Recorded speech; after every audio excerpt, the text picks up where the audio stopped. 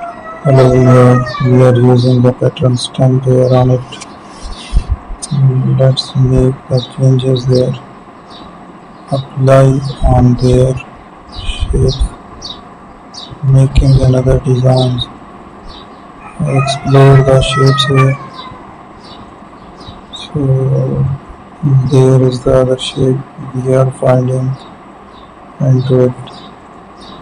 Keep choosing the different styles to use it.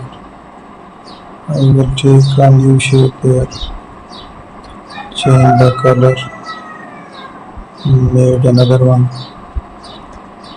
Let's have a structure. So keep on editing. Generates a design there. Thank you for watching.